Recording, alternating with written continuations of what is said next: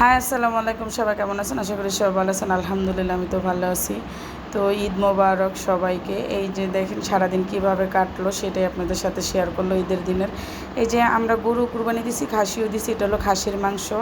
তো সব রেডি করে নিয়ে আমরা একদম বাসায় চলে আসছে, যারা যতটুকু দেওয়ার দরকার ততটুকু দিয়ে আমি সব মাংস ধুয়ে কুটে একদম পরিষ্কার করে এই যে দেখেন এখন হলো মাখাবো। মাংসটা আমি মাখায় রান্না করতে পছন্দ করি। আপনারা যারা আমার ভিডিও দেখেন তারা তো জানেনই যে আমি সব কিছু একদম মাখাইয়া রান্না করতে পছন্দ করি। তো এই যে গরুর মাংস নিচ্ছে, এখন পরিমাণ মতো হলুদ দিয়ে দিতেছি। এই যে দেখেন হলুদ দিয়ে আগে তারপরে ভালো করে এটা মিক্স করে নিব, আস্তে আস্তে একে একে সব মশলা দিয়ে তারপর হলো মিক্স করে নিব। হলুদ কম হয়েছে বলছে আর একটু হলুদ দাও, আমার মেজো বোন দিতেছে আর আমি মাখাইতেছি। তারপর হলো মরিচ দেওয়ার আগে আমার বোন বলতেছে তোমার হাত জ্বলবে, তুমি একটু তেল দিয়ে নাও। আমাকে জ্বলবে তা তো কোনো সমস্যা নাই, কয় না তোমার হাত জ্বলবে। তো সেজন্য একটু তেল দিয়ে নিছি, তাহলে হাত আর ওরকম জ্বলে না, তারপরও জ্বলে অল্প জ্বলে। আপনারা চাইলে ওই ট্রিক্সটা ফলো করতে পারেন।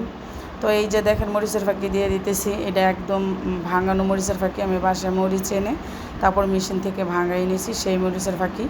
হলুদও আমি ভাঙাইয়া ব্যবহার করি। আমার সবই আমি মানি হলো যে মশলাগুলো আছে এগুলো আমি নিজে নিজেই সব কিছু ভাঙাইয়া আনামে এনে ভাঙাইয়া ব্যবহার করতে পছন্দ করি। তো এই যে দেখেন মরিচ শেষ, এখন জিরা দিতেছি। একটা একটা করে ভালো করে আমি সব কিছু দিয়ে তারপরে মাখায় নিব, যাতে মাংসের ভিতরে প্রত্যেকটা মশলায় ঢুকে যায়, না হলে ভালো লাগবে না।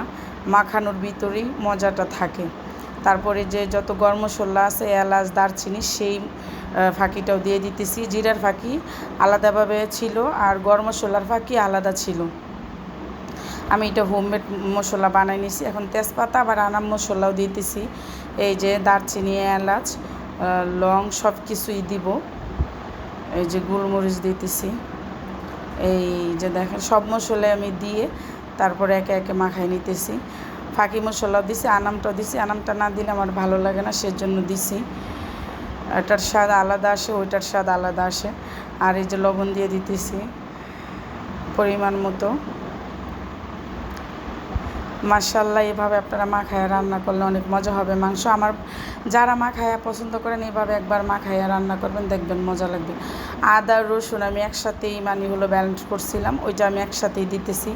আলাদা রসুন আলাদা হলো আদা এভাবে দিই নাই, আমি একসাথে আদা রসুন একসাথে মিক্স করে তারপরে দিই।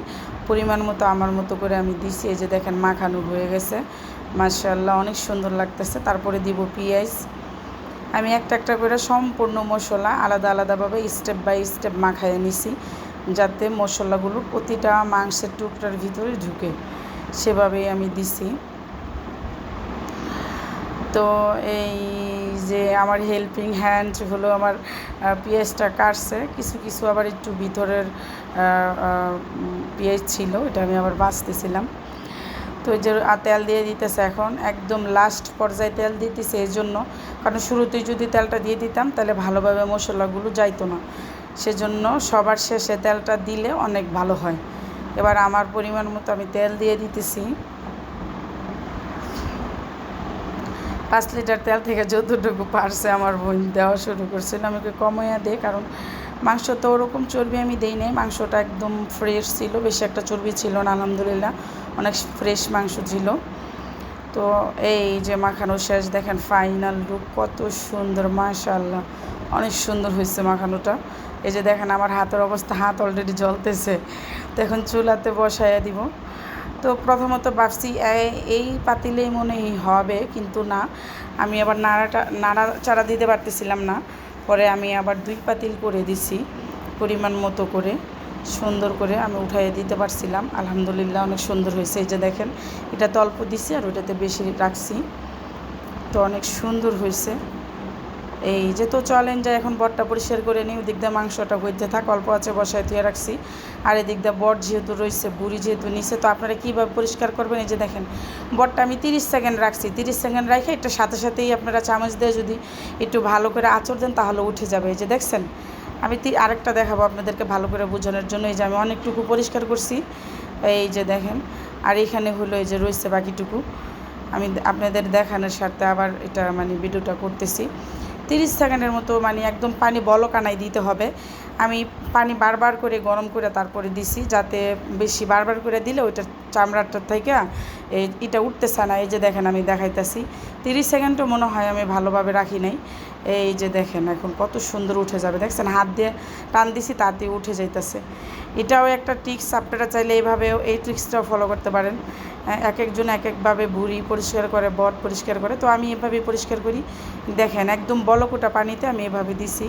তো আমার ভিডিওটা কেমন লাগছে অবশ্যই কমেন্টে জানাবেন। সবাই ভালো থাকবেন, আল্লাহ হাফিজ।